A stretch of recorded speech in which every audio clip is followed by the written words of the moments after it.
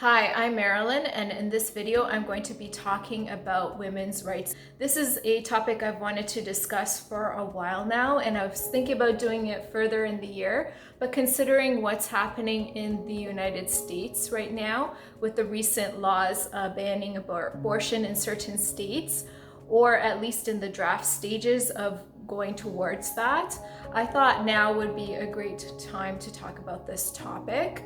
Of course, you can take a guess on what my stance is on this based on the name of my channel, Autonomy, Depth Consciousness. Autonomy meaning everybody has the right to make their own decisions about their own body. This is going to be a more vlog style video as opposed to more of an informative video. It's not just in the United States that this is happening. I've heard in other countries that all of a sudden when it's been legalized, all of a sudden it becomes illegal, and it's been happening in the recent years.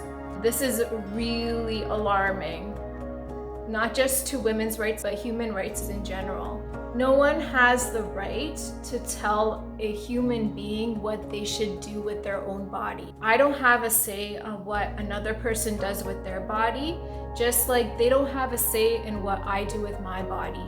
And whether you personally believe it's wrong or abortion is murder, even if you believe that, then you believe that for yourself. Then you make the decision for yourself not to do it, but you cannot enforce your viewpoints onto other people. I believe a lot of these viewpoints in terms of pro-life stem a lot from religious viewpoints, and what people who are pro-life based on religious values need to understand is that not everyone is religious, not everyone is Christian or Muslim. There are atheists, there are agnostics, and as a society, in order to progress, we have to be accepting of everybody, and that not everybody believes in God. Just because you believe in God doesn't mean somebody else does. There's a lot of people who are good-hearted, loving people, including myself, who are at peace and who do not traditionally believe in God. I do not believe that just because somebody else has that belief, that means everybody else has to believe in it, and that's not how government systems should work. To leaders who, if they have their own religious values, that's fine. That's great if you have religion in your life that's helping you be a better person, but keep that to yourself. That is your own personal values. Don't infringe those values onto society. I understand that I am Canadian here in Canada, and of course abortion is still legal, but we also as Canadians need to be mindful that if it's starting to happen there, it may happen here. There are party leaders who are pro-life and will work to try to ban abortion once they get into power. So as Canadians, we need to be mindful when we go to vote. Make sure that we are voting for the right person. I mean, I understand that leaders that are currently in power, a lot of people may not be happy with them, and I understand that, but just keep in mind it could be a lot worse. And even if you think, for example, banning abortion doesn't concern you, but the thing is that, I don't know if you've heard this saying, if you give them an inch, they will take a mile. And so we need to be careful, because if we let them have this power to take away some of women's rights, it could get worse than that, because then the next step would be, once they ban abortion, they will start banning birth control, and then it will be really bad. It may not even just stop there in terms of women's rights. It could start to affect all different kinds of people. It is important that we elect leaders that keep their personal religious views apart from their political views and their position as leaders of a country or a province or a city or a state. It is important that we keep the separation between religious laws and government laws.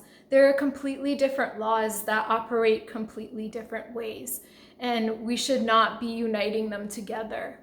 Because if we start to incorporate religious laws into the government, then as a society, we're going to start to regress. We're going to start to go backwards in time instead of going forward in time. What I'm finding and intuitively sensing with people who are pro-life, a lot of them don't seem to be interested in life or preserving life. I think the issue is more about control, that their intentions deep down is about controlling people. It doesn't come from a good-hearted, loving place that their religions, if they are religious, what it actually preaches about, because religious values are supposed to preach about love and compassion and peace. And I don't really see, in terms of a lot of pro-lifers, like not all of them, of course we can't paint the same brush on all people, but it seems like a lot of them are angered and they come from a dark place, and it seems more about control. If people are really for pro-life, they have to consider the circumstances of difficulties during pregnancy. Some women don't even know that they're pregnant because they don't have a regular menstruation cycle. So they could be pregnant for, I've even heard of a couple of months and not even know. Some women don't even show as well. And I've heard of cases where this has happened. And maybe in that time, maybe they were drinking alcohol, maybe they were smoking, maybe they were doing other drugs. And if they find out they're pregnant, they just choose to get an abortion because they're worried about the dangers that they've done to the child when they didn't know that they were pregnant. There's so many things that can go wrong. And even if you believe, well, it doesn't matter, the child should be born no matter what their disability is, no matter how much they're going to suffer, a pro-lifer might say they should be born because I said so. Well, in that case, I think that if you are truly pro-life, then you should volunteer to adopt one of these children. For example, if a woman is pregnant and is addicted to cocaine, and she gives birth to a child who is also addicted to cocaine, then you know what? Extend your hand and see if you're willing to adopt that child and raise that child as your own. So if you're truly pro-life, then step up to the plate and adopt these children that the women don't want. Also, another thing is that young girls could be raped or molested as children. Then as they grow up, they can start to become more promiscuous. By making those choices, they can start to engage in sexual activity with men at a young age, and they may get pregnant. And this is not their fault. They become promiscuous maybe because they were molested or raped as a child. So why wouldn't they have the option to abort the child? It doesn't make any sense. Even if the law says that, okay, we'll consider abortion if you got raped. Even if that's the case, it can be very difficult to prove rape. That's why it's just better to give abortion rights to all women. If people really valued life, they would care about the aspect that a child should be born to a mother who truly wants them. And even if people say, well, they can get their child adopted, well, you know, if most of the people who want to adopt children, for example, are, let's say, white couples, they probably want a child that is white, right? And that makes sense. But if there's not enough couples who are of color willing to adopt children of color, then there's a problem. So like I said before, when I talked about the saying, if you give them an inch, they will take a mile. So we need to stop this now. Even though here in Canada it's legal, we need to make sure that a lot of these people don't try to get into power and then take away women's rights. We can do that by making sure that we thoroughly search the leaders that we're voting for, and we vote for leaders that are pro-choice. If there's any protests in the future, we can participate in those protests.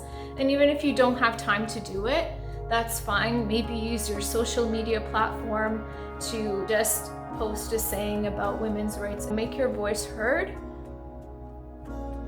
It's just really simple things that we can do. Most importantly, let's make sure that religious leaders do not impose their religious values into the government system.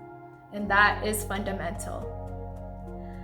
Also, if there's any pro-lifers out there that are gonna comment on this channel, I would ask that you keep it respectful. Any inappropriate or angered or disrespectful comments will be deleted. You're welcome to disagree with me, but sure that you keep it respectful.